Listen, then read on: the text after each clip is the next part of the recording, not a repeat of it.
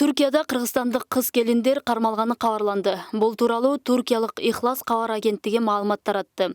Анда 10 октябрда Туркиянын баш калаасы Анкарада түнкү клубтарда мыйзамсыз иштеген чет өлкөлүк кыз келиндер кармалганы жазылган.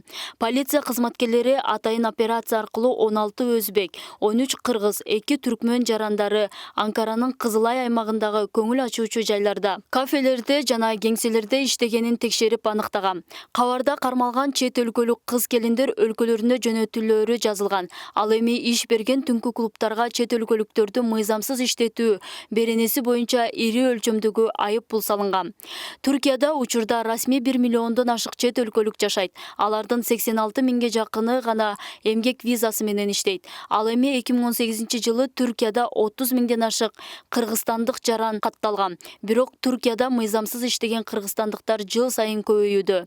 Негизинен мигрант кыз келиндер бала багуучу, кары кишилерди карап жана үй кызматтарында иштешет. Алардын басымдуу бөлүгү Стамбул, Анкара, Анталия сыяктуу ири шаарларда жашашат.